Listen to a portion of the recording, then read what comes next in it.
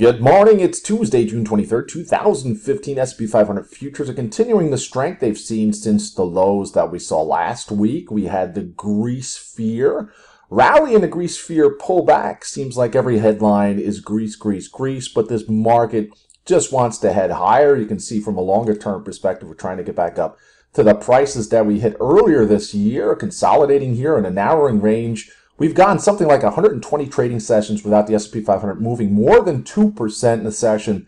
Are we going to finally get a break out of these consolidating, narrowing price range here? Well, look at the U.S. dollar index starting to gain strength yesterday. The euro-dollar cross, in spite of the Greek resolution, hopes, fears, jeers, whatever you want to call it.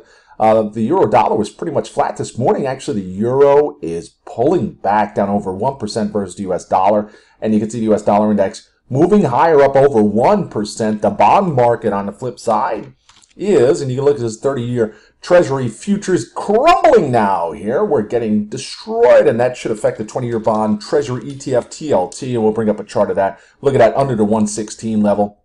Some stocks to look at today. Google finally breaking away from that 550 magnet. You can see it yesterday, a big move to the upside. Pulled back, though, intraday down at about the 560 level pre-market here. Hanging tough at that level, so we'll see if this is a start of a move up. If it breaks this trend line here, looking for a move to new all-time record high stock price. Let's bring up the TLT. Yeah, you know me. This is what I'm talking about here. For a move to the downside earlier this year, again, this trend line acted as resistance.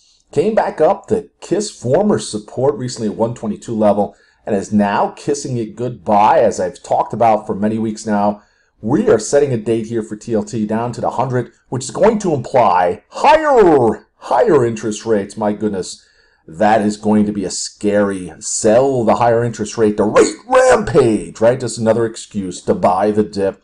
A couple other stocks to watch here. JP Morgan Chase pre-market painting a new all-time record high. Look at this channel here. Are we topping out here? Are we running out of momentum? We're certainly starting to get overbought there.